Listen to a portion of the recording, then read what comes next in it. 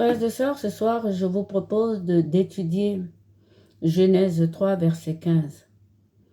J'ai pris 4 différentes traductions. Notre travail est de chercher parmi toutes les traductions qu'on nous donne, celles que Satan a pu mettre à l'intérieur et celles qui correspondent vraiment à ce que la parole de Dieu voulait nous dire. Donc, sur ce verset, je travaillerai sur l'ordre dans lequel Dieu nous a donné la parole. C'est très important et vous verrez ensuite. Et après avoir étudié la traduction, nous parlerons de la réalisation de cette prophétie dans notre vie actuelle. Car il s'agit d'une prophétie. Comme toute l'écriture est prophétique, nous le savons, la loi et les prophètes, et comme le Seigneur Jésus-Christ lui-même nous a dit que pas un seul iota de l'écriture sera enlevé, que nous devrions tous les accomplir, comme lui-même il est venu les accomplir. Donc, je vais commencer par lire les versions que j'ai choisies, sachant qu'il y en a encore beaucoup de versions et de traductions. Et ensuite, nous verrons la traduction qui nous parle. Genèse 3, verset 15. Il est écrit ceci. « Je vous ferai ennemis, toi et la femme, tes enfants et ses enfants. Ils viseront ta tête, tu viseras leurs talons. » Première traduction. Deuxième. « Et je mettrai inimitié entre toi et la femme, et entre ta semence et la semence de la femme. Cette semence te brisera la tête, et tu lui briseras le talon. » Troisième traduction. « Je mettrai une inimitié entre toi et la femme, en ta race et la tienne. Elle te brisera la tête et tu tâcheras de la mordre par le talon. » Quatrième et dernière traduction. « Je ferai régner la haine entre toi et la femme, entre ta postérité et la sienne. Celle-ci te visera à la tête et toi, tu l'attaqueras au talon. » Pour les personnes qui connaissent la Bible, qui sont habituées à la lecture de la Bible, connaissent très bien cet épisode. Elle se situe, pour ceux qui ne connaissent pas, à la suite donc d'Ève qui a mangé la pomme. C'est ce qui est écrit. Ève a mangé la pomme. Et cette pomme consistait donc à faire de Ève comme Dieu. Mon étude à moi se situe au niveau de la traduction, car j'ai constaté, et je vais le répéter aujourd'hui parce que c'est très important par rapport à ce verset, qu'il y a eu traduction de la parole que Dieu a donnée à Adam avant la création de Ève, et que Satan a pris cette parole et l'a retraduit à Ève. C'est une question de traduction. Alors je vais rappeler cette parole que Dieu a dit à Adam. Il lui a demandé de ne pas manger les fruits d'un arbre. Il lui dit, si tu manges les fruits de cet arbre, donc de la connaissance du bien et du mal, certainement tu mourras. Et qu'est-ce qu'a fait Satan? Il a rencontré Ève dans le jardin, il est allé vers elle, il l'a cherchée quand même. Et il lui a dit, est-ce que vous êtes bien sûr que Dieu vous a dit ça? Vous voyez, il a retraduit la parole. Il lui a dit, vous ne mourrez pas. Vous deviendrez comme des dieux. Et donc, lorsque Dieu arrive et qu'il cherche Adam et Ève, ils se sont cachés. Parce qu'en mangeant ce fruit, du coup, ils se sont trouvés nus. Car ils ont su comment Dieu habitait en eux, ou que Dieu voyait en eux. C'est là ce que Adam a fait à Ève et ce que Satan a fait à Adam et Ève. Maintenant, nous allons travailler sur les différentes traductions. C'est une phrase, un verset. Donc, nous allons essayer mot par mot. C'est pour ça que j'ai parlé de l'ordre, de travailler sur l'ordre des mots. Premier groupe de mots, il est écrit ceci. Je vous ferai ennemis, toi et la femme. Deuxième traduction, et je mettrai inimitié entre toi et la femme. Je ferai régner la haine entre toi et la femme. Ennemi, inimitié, haine, c'est la même chose. Haine est plus fort que ennemi. Inimitié, c'est qu'il n'y ait pas d'amitié entre les deux parties. Donc, ici, haine et ennemi, car lorsque nous voyons la suite des événements, c'est bien ce qui se passe. C'est une haine entre les descendants de Ève et ceux de Satan, jusqu'à nous mener à la fin de ce monde qui va passer. Donc ici, moi, inimitié, ça ne me va pas. Ennemi, oui. Mais haine, c'est un peu fort. Je vous explique pourquoi. Lorsque Dieu a choisi entre toi et la femme, il a mis toi en s'adressant à Satan en premier. En s'adressant, si vous voulez, au serpent en premier. Pourquoi? Parce que Ève est de la terre. Elle venait de naître, de sortir de la côte d'Adam. Elle et Adam sont tout nouveaux dans le jardin. Et donc, ici, Satan est quand même un ange. Donc, il est plus fort. Donc, quand Dieu dit « je vous ferai ennemis, toi et la femme », il met Satan en premier. Parce que c'est quand même un ange, un puissant ange. Donc, c'est pour ça que je vous dis que nous allons travailler sur l'ordre. L'ordre est très important ici. Donc, pour le premier groupe de mots, moi, ennemi, ça me va. Vous, je ne sais pas. Et donc, je continue. Deuxième groupe de mots. Tes enfants et ses enfants. C'est là où c'est intéressant. Parce que Ève n'avait pas encore d'enfants. Je ne pense pas qu'elle savait que Dieu allait les multiplier. Je pense que Satan non plus ne le savait pas. Puisque quand il dit à Ève de manger le fruit qui serait comme des dieux, nous savons que les dieux, enfin d'après ce que nous savons, ils ne se multiplient pas.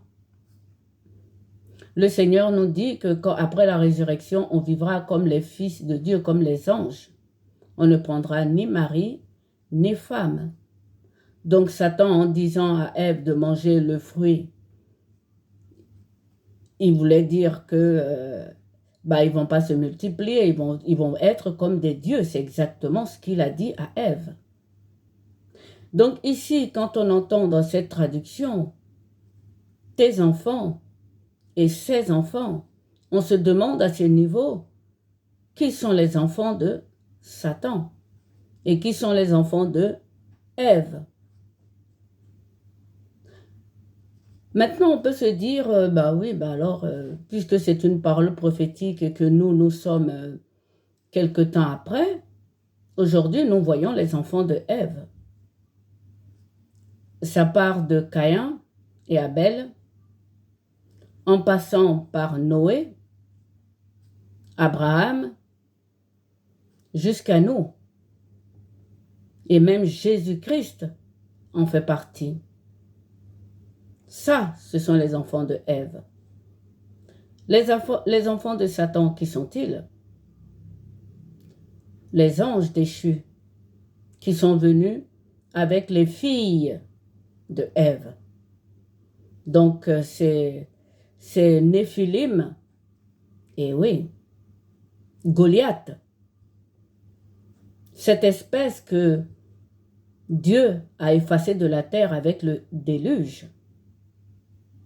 Donc, vous voyez que quand on prend cette traduction, tes enfants et ses enfants, on inclut non seulement les monstres qui ont été effacés dans le déluge, mais on inclut encore Jésus-Christ. Pourquoi je ne suis pas d'accord avec cette traduction? Tout simplement parce que aujourd'hui, il n'y a plus de Néphilim. Goliath a été abattu par David. Donc là, vous voyez que il y avait, ils étaient ennemis. Mais Jésus-Christ de Nazareth, lui, il est la parole qui a prophétisé ce verset. C'est lui dans la bouche de Dieu qui a dit cette parole. Est-ce que lui, il est considéré comme enfant de Ève? Il a dit au docteur de la loi qu'avant Abraham, il était. Avant Ève, aujourd'hui, nous savons qu'il était. Donc, on ne peut pas mettre Jésus dans les enfants de Ève.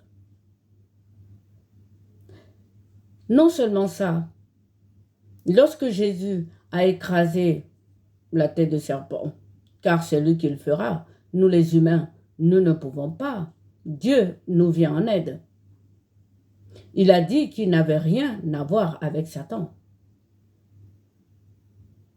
Il n'a rien à voir avec Satan. Et donc, quand il a brisé la tête, on va dire qu'il a assommé, tout simplement. Puisqu'il est encore là. Comment il a assommé? Parce que lui, il est la vérité et Satan est le mensonge. Donc, il a assommé, c'est un coup de marteau. Lorsque Jésus-Christ est venu nous dévoiler qui était le Père et qui lui-même, le Fils, il est. C'est pourquoi que je pense que enfant ici, c'est ambigu. Dieu a effacé les Néphilim. Donc, normalement, il n'y a plus d'enfants de Satan. Je continue. Deuxième, entre ta semence et la semence de la femme. Si nous considérons que la semence, c'est la parole, Ève n'a pas parlé. On va dire qu'elle a écouté et elle a accepté. Son mot à dire, Ève, c'était oui, je mange. C'était oui.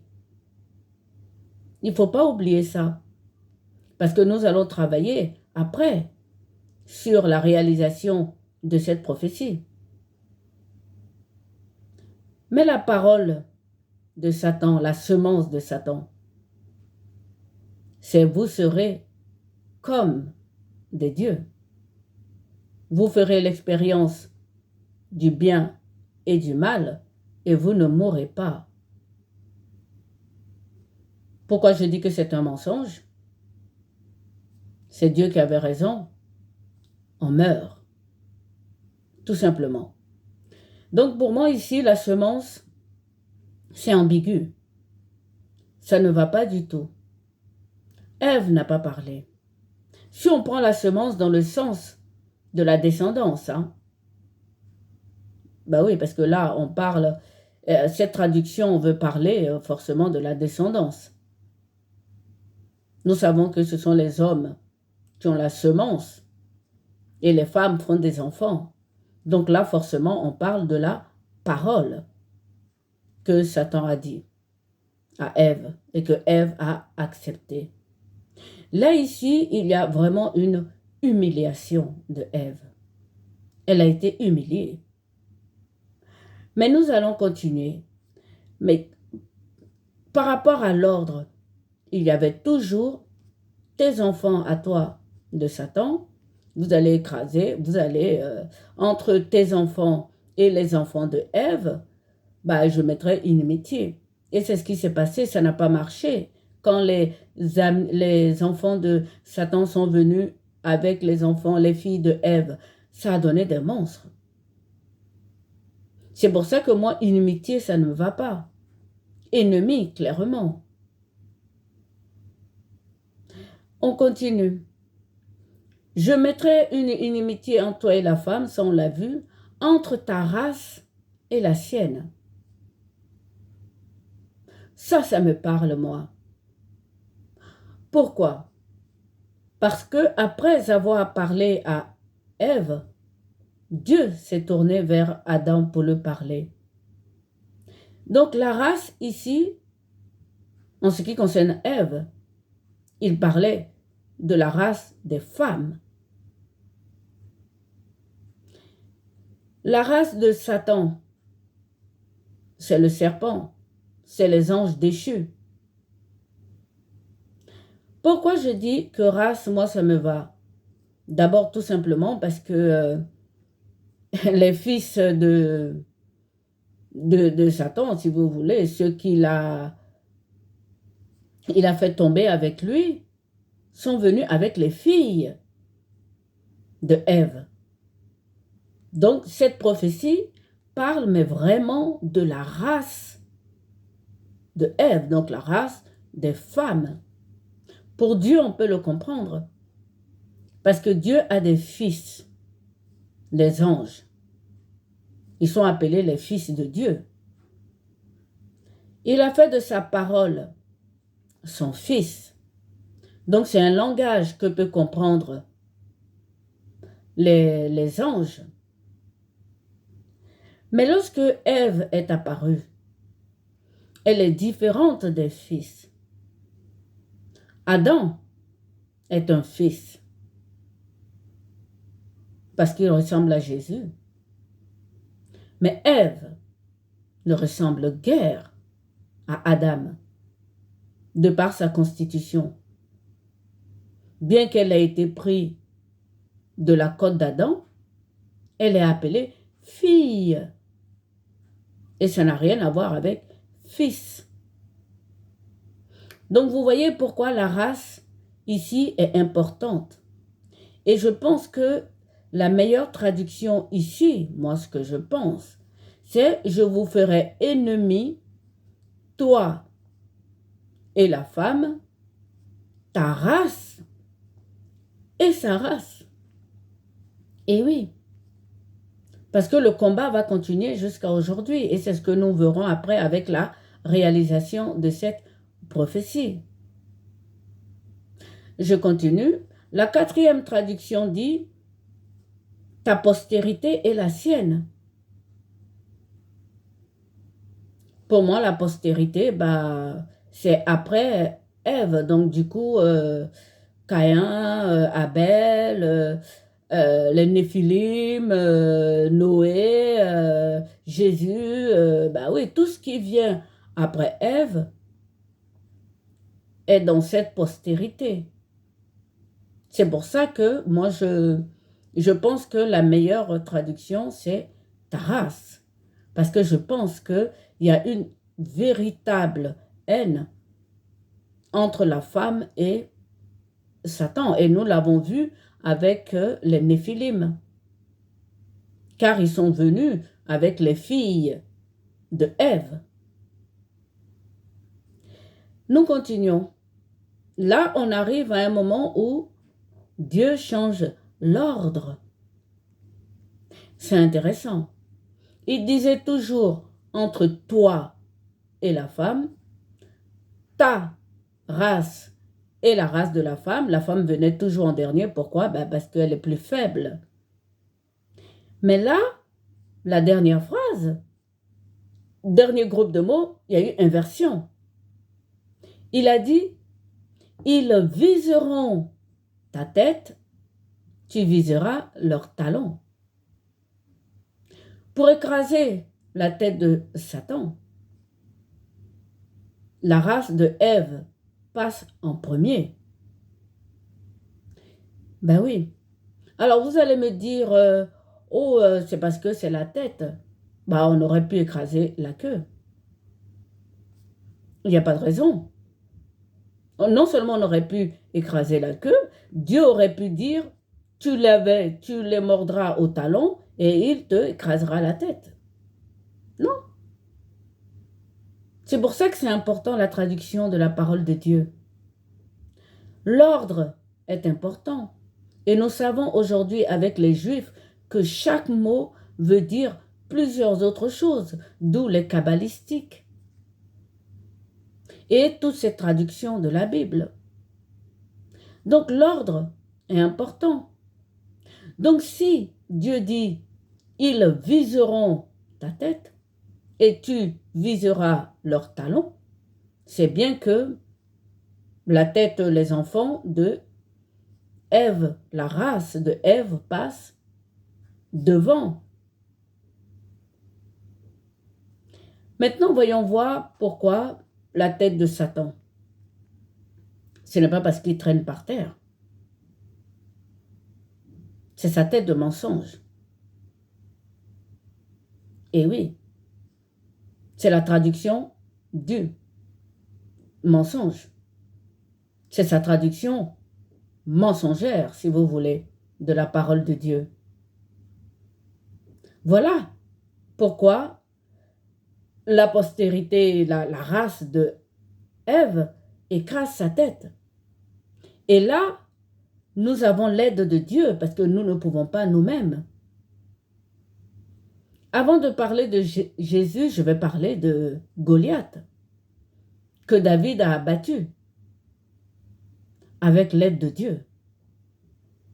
Tout seul, il n'aurait pas pu. Quant aux Néphilim et tous ces géants, c'est Dieu qui, avec le déluge, a tout effacé pour recommencer. Vous voyez très bien que quand Dieu dit « je ferai ennemi toi et la femme », ça subsiste jusqu'à aujourd'hui. Lui, il est toujours plus fort, plus puissant que nous. Lorsqu'il dit « entre tes enfants et ses enfants », ça subsiste toujours. Lui, il est toujours plus fort que nous, puisqu'ils sont dans le monde spirituel, et nous sommes des vases de terre.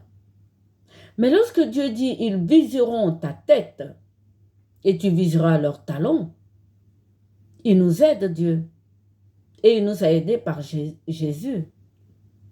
Je disais que Jésus l'avait assommé. Oui, c'était un coup de marteau qu'il a reçu sur la tête. Et c'est pour ça que race ici convient. Parce que là, du coup, la descendance de Ève, ce sera Marie, dont le fils lui a assommé ce coup fatal. Mais il n'est pas mort. Il est seulement assommé, puisqu'il continue à nous mordre au talon. Donc lui, la tête a été visée, c'est-à-dire le niveau de l'intelligence et tout ça.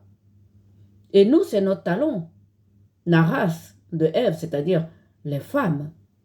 C'est notre marche dans ce monde.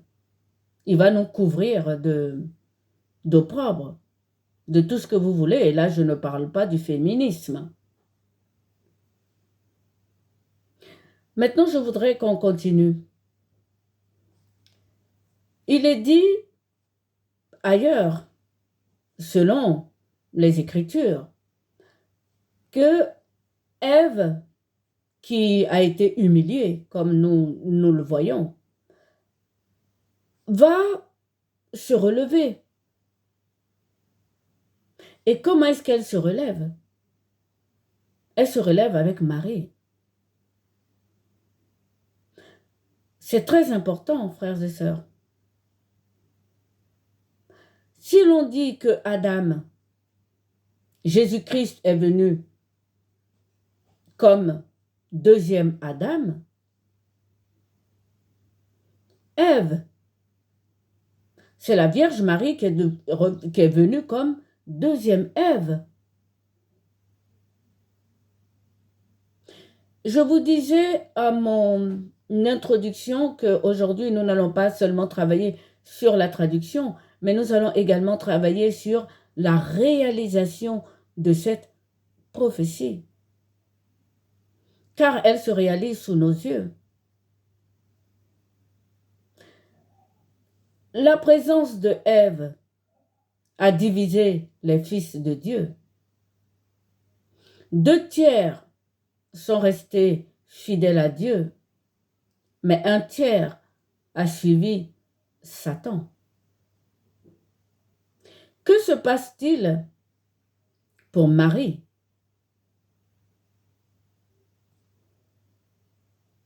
Il se passe pareil, les enfants sont divisés. Les enfants sont divisés à propos de Marie. Et c'est ce que nous allons voir dans la suite de notre vidéo.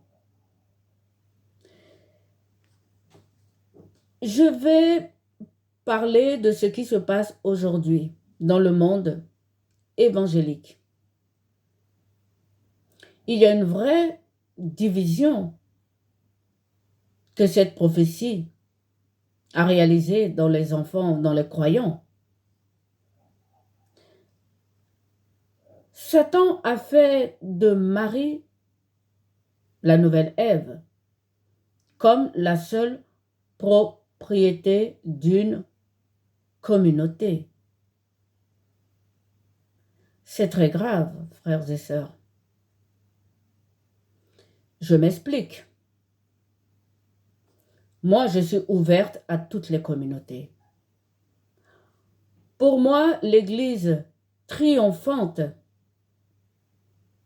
c'est l'Église du Jéhovah, en passant par l'évangéliste, en passant par les baptistes, en passant par les saints du dernier jour, en passant par les pasteurs protestantes, jusqu'à l'Église catholique, et même après, en allant vers les Juifs. N'oubliez pas que le salut vient des Juifs.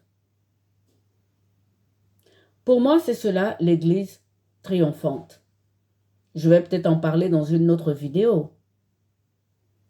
Mais là, nous parlons de la division que cette prophétie qui doit se réaliser a opéré entre les enfants de Dieu.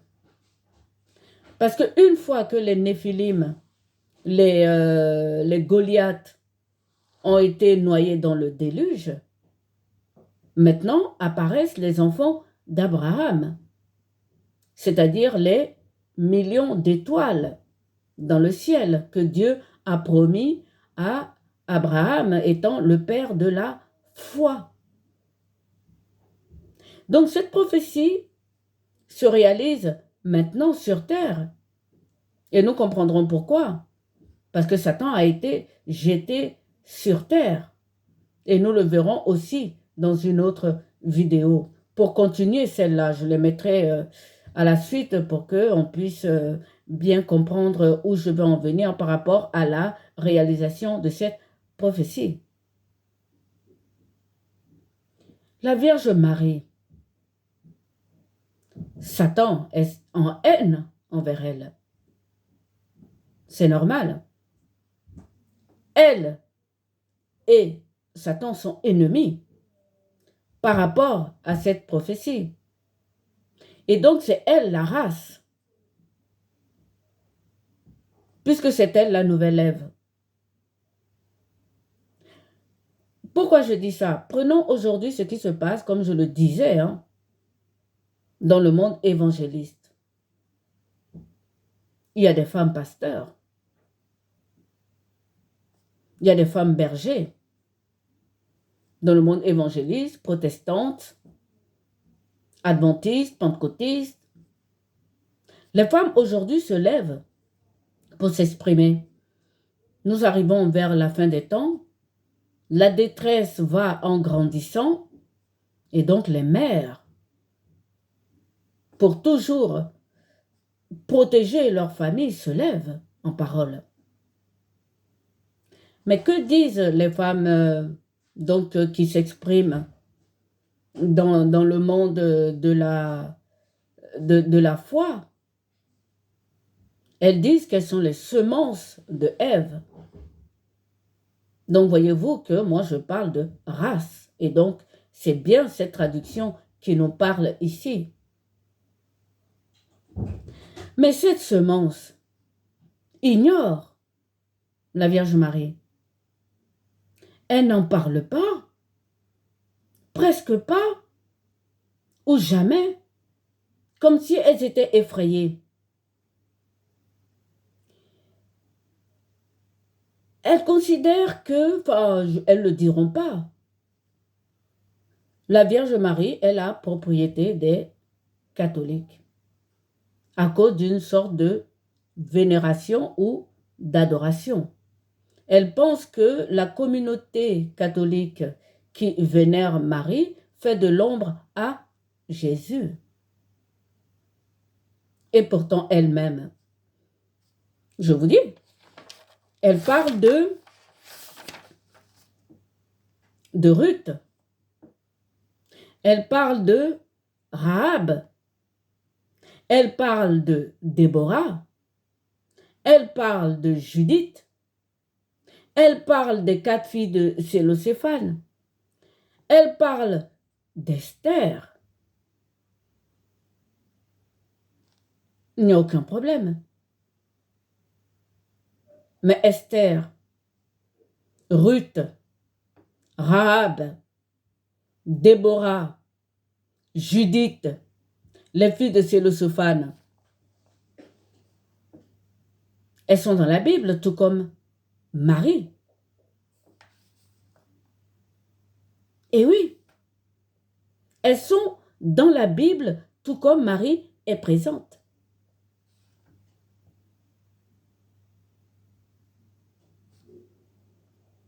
Ça, c'est le coup de griffe de Satan.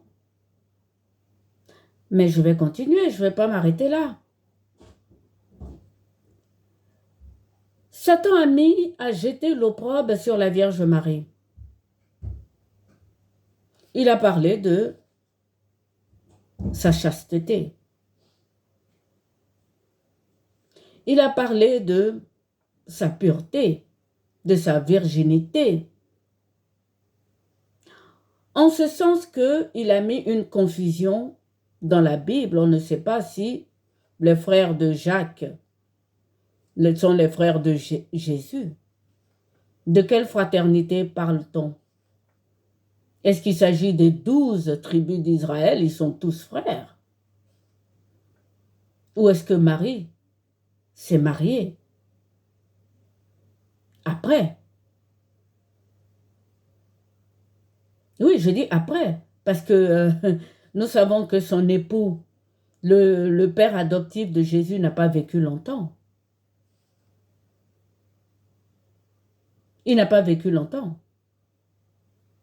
Et donc, les femmes, pasteurs, évangélistes, pentecôtistes, machin, elles se disent, il y a une confusion. La communauté catholique fait de la Vierge Marie une divinité. Elles ne savent pas si elle a eu d'autres enfants après Jésus. Vous voyez ce que Satan a fait? Ben, ça ne s'arrête pas là.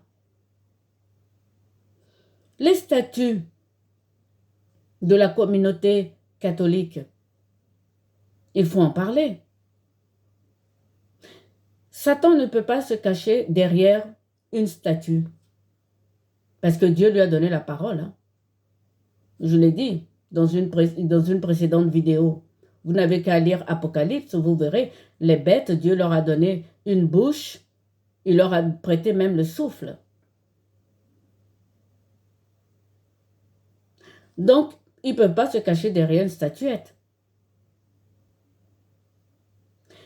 Donc, tout ça, ce sont des opprobres à Marie. Mais c'est la réalisation de cette prophétie. Parce que c'est là où moi je veux en venir. Il y a encore une autre morsure au talon.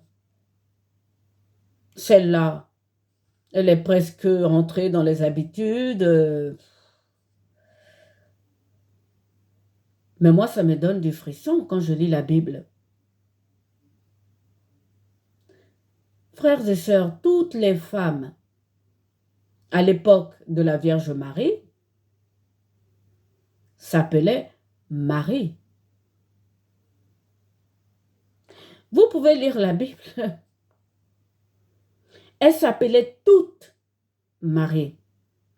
Il y a une confusion entre les évangélistes. On ne sait plus qui est Marie de Marie. Et ça, c'est encore un coup de morsure au talon de la race des femmes, donc de la descendance de Ève. Vous voyez que cette prophétie qui réalise tout simplement la séparation entre la race de Satan et la race de Ève a divisé les enfants de la foi.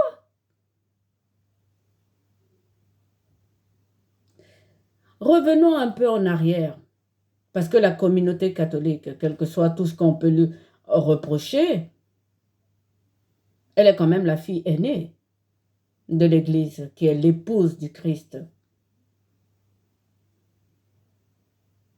Et donc, la fille aînée a commencé ses traductions en latin,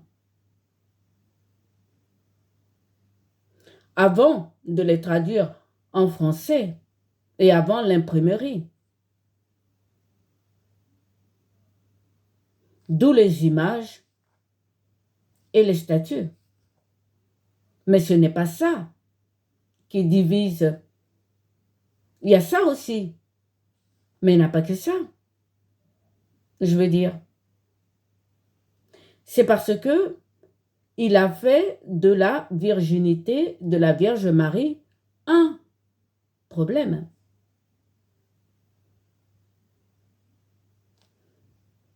À la suite de ce verset, je me suis arrêtée là exprès. Je pourrais continuer. Dieu a dit textuellement à Ève, tes désirs seront vers ton homme et il te dominera.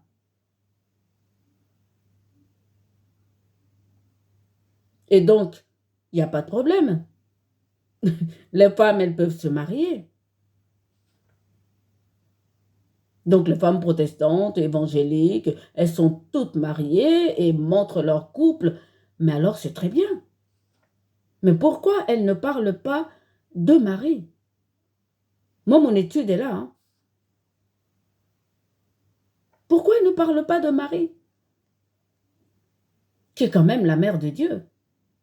Et nous verrons, lorsque nous lirons l'Apocalypse, lorsque le dragon poursuit la femme, ce qui s'est passé. Mais revenons à l'Église même de la communauté catholique qui a récupéré, si on veut, la Vierge Marie. Elle, au départ, frères et sœurs, elle a elle-même martyrisé beaucoup de femmes. Et oui, c'est pour ça que les femmes sont silencieuses dans l'Église catholique. Et je reviendrai après à Saint Paul. Saint Paul l'a dit pour une bonne raison, à cause de cette prophétie. Saint Paul n'était pas contre les femmes. Il disait tout simplement que si les femmes, parce que Satan a une inimitié, une haine contre la race d'Adam, donc des femmes, si de la race de Ève, donc si les femmes se mettre à parler, bah, le monde va très vite passer, quoi. Hein. C'est ce qu'il voulait dire. Ce sera des souffrances et des détresses pas possibles. Et donc, dans la communauté catholique, il y a ce qu'on appelle les martyrs de la pureté. Elles ont souffert. Il y en a beaucoup qui ont été, oui, tués. La chasse aux sorcières aussi. Parlons de Jeanne d'Arc qui a été récupérée par une... elle aussi. Donc c'est pour vous dire que cette prophétie, cette parole parle bien de la race et non des enfants. Parce que les enfants, il y a des hommes et il y a des femmes. Il y avait des Néphilim et il y avait des... il y a Jésus. Si Jésus-Christ est venu, c'était bien à cause des Néphilim. Vous voyez? Donc, que les femmes protestantes, évangéliques, pentecôtistes, les protestantes, qu'elles ne parlent pas de Marie, c'est la réalisation de cette prophétie. Voyons voir ce que Jésus-Christ a dit par rapport au mariage. Les Juifs ont dit, les docteurs de la loi ont dit, rappelez-vous, toujours la femme qui a eu 5 maris sans descendants, il n'est pas avantageux de se marier. Parce que Jésus-Christ leur demandait d'être fidèles à leur femme et de ne pas divorcer. Voici ce que le Seigneur a répondu. Eunuque dès le sein maternel, frères et sœurs, nous ne pouvons pas savoir.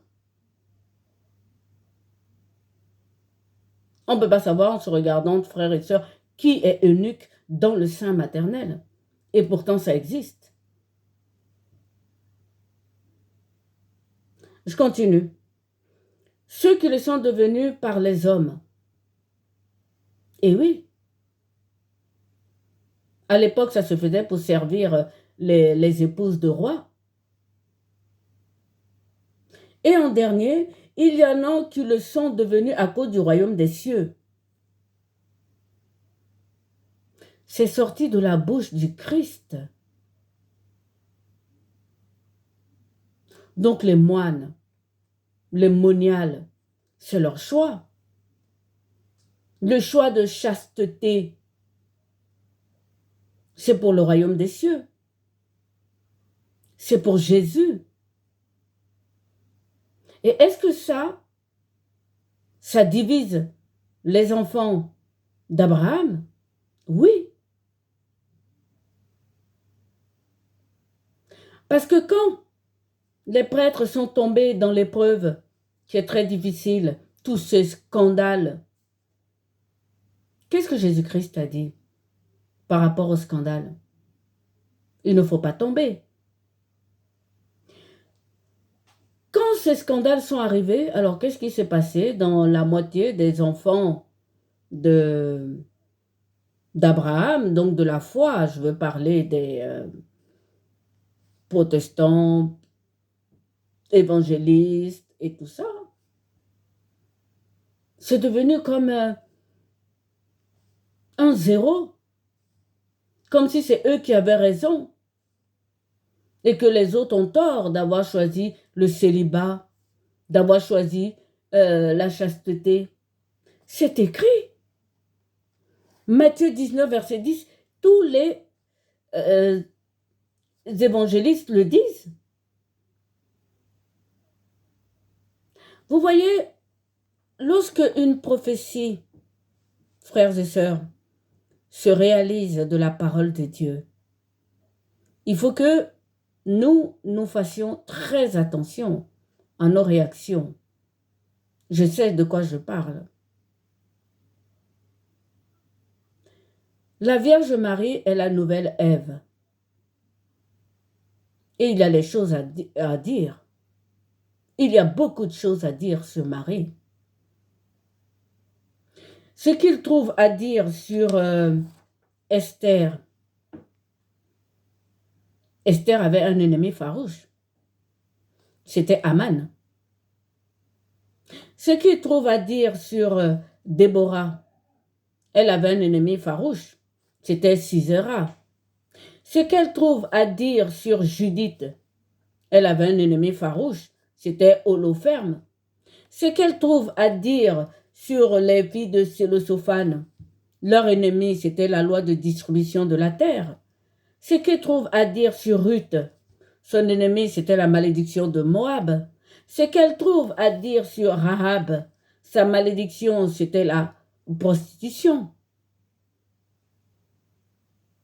Donc vous voyez que Marie, qui est la nouvelle Ève, elle a tous ses ennemis derrière elle. Et oui, prenons Hérode.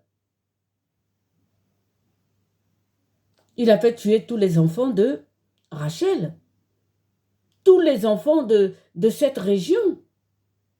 C'était à la poursuite de Marie. Donc, on peut dire que Hérode, c'est le Haman de Sisera et de Holophène. Maintenant, prenons la malédiction de Moab, qui est tombée sur Marie. Les prénoms de Marie, qu'est-ce que ça veut dire?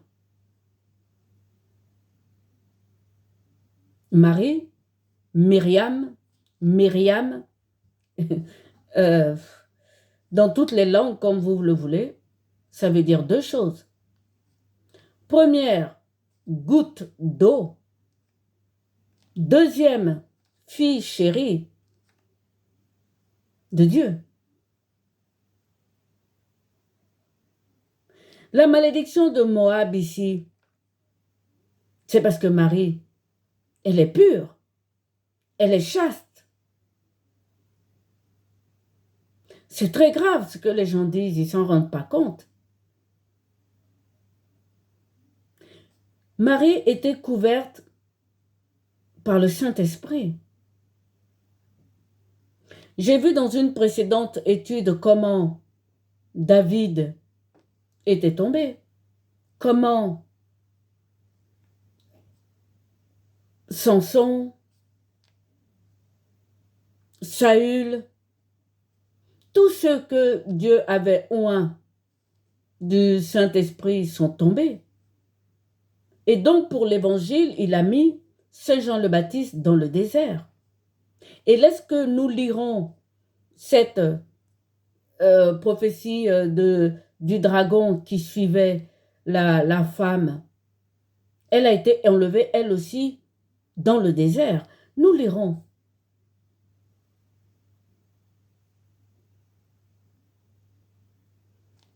Donc pour moi, ça ne pose aucun problème. Les femmes peuvent en parler. Elles peuvent parler de Marie. Et il y a beaucoup de choses à dire sur Marie. Nous verrons deux textes dans la prochaine vidéo.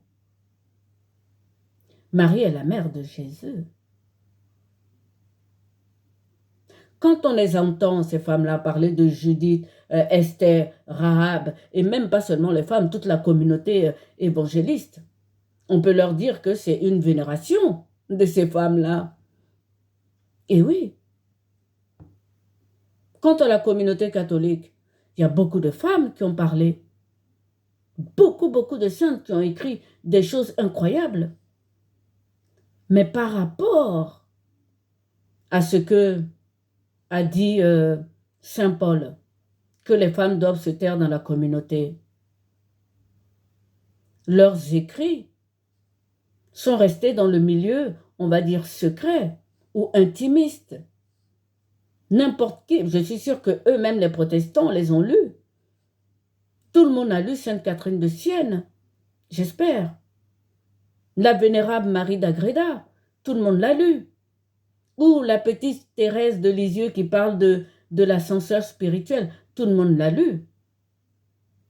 ou de Thérèse de Davila, qui parle, je ne sais pas moi, des demeures de Dieu dans notre âme, que nous sommes le trône de Dieu. Ça part de là. Pourquoi il y a des martyrs de la pureté? À cause de ce verset, disons que notre corps est le temple du Saint-Esprit. Et oui, frères et sœurs, vous voyez que cette prophétie, elle se réalise. Elle se réalise. Il y a vraiment une division, et c'est dommage, entre les enfants d'Abraham. Et lorsque nous lirons cette partie-là de l'Apocalypse, vous verrez que le dragon, avec sa queue, il a balayé un tiers des étoiles du ciel.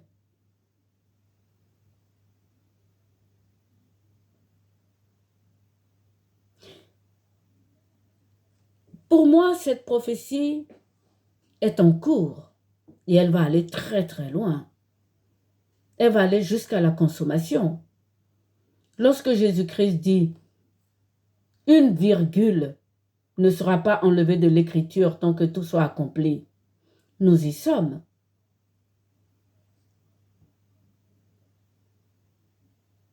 Maintenant, revenons à Saint Paul, qui a dit que les femmes doivent se taire dans les communautés.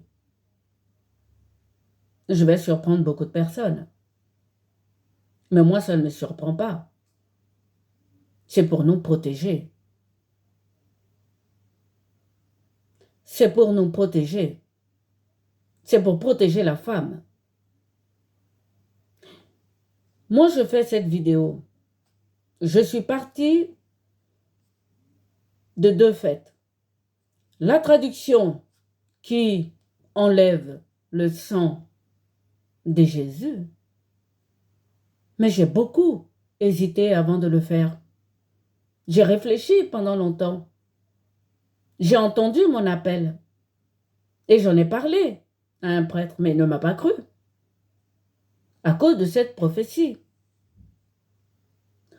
Une femme ne peut pas se lever pour dire qu'elle a appelé par Jésus. Elle doit le faire en catimini. Et c'est ce que je fais.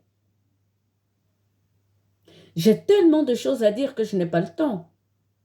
Si ils avaient cru que j'avais été appelée, aujourd'hui, j'aurais beaucoup avancé dans mon travail.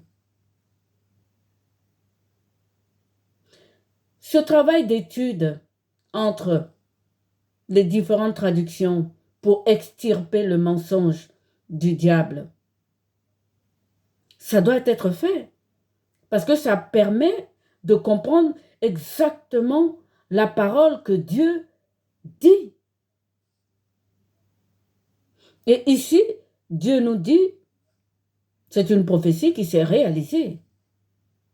Je vous ferai ennemi, toi et la femme, tes enfants et ses enfants, ils viseront ta tête et tu viseras leurs talons. C'est une prophétie qui se réalise. Mais la traduction exacte, ce n'est pas tes enfants, c'est ta race. C'est ta race. Quand je parle de la malédiction de Moab, les femmes, elles sont muselées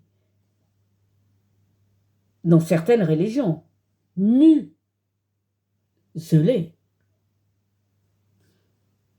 Bouche bée. Et c'est pour ça que je parle de Mariam, Myriam, Myriam. Vous voyez ce que Satan, la malice de Satan, il est plus fort que nous, on ne peut rien. Si Dieu même a dit que ça allait se passer, nous ne pouvons rien. Moi, je prie pour l'unité, parce que c'est l'unité qui est la base d'une église triomphante. Au lieu de se séparer sur ces mauvaises traductions de Satan, car c'est ce qui s'est passé. On doit s'unir. Tous les enfants de la foi doivent s'unir. Il y a eu cette division entre les protestants et l'Église catholique, je ne vais pas revenir. Mais qu'est-ce que dit Saint Paul? C'est comme nous, c'est comme l'Église catholique et les Juifs. C'est pareil. Il y a un arbre, on coupe une branche, on la replante. On coupe une autre branche, on la replante. On parle d'émonder. Mais cette branche qui a été coupée de l'arbre principal sera toujours au-dessus. C'est Saint Paul qui le dit. Je l'ai lu dans la Bible. Et je suis sûre que s'il y a des exégètes qui m'entendent, ils sauront que ce que je dis, c'est la vérité. Si tu coupes une branche d'un arbre, Dieu regarde l'arbre d'abord, avant la branche.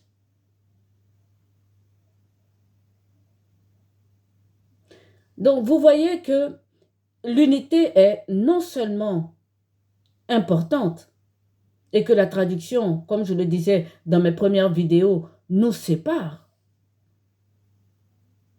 Mais cette parole prophétique, sa traduction, c'est race. Et donc les femmes, au lieu de se diviser, doivent au contraire s'assembler. Moi, je n'ai aucune gêne à aller chanter la louange avec les évangélistes. Je pense que c'est la même foi. D'aller parler avec les témoins de Jéhovah, c'est la même foi. D'écouter les enseignements des protestants, c'est la même foi. Et d'aller communier à l'Église catholique, c'est la même foi.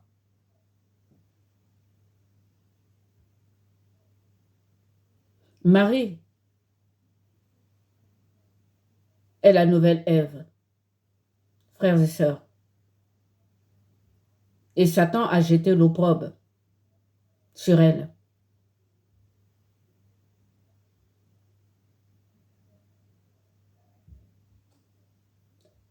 Maintenant, je vais continuer dans une autre vidéo.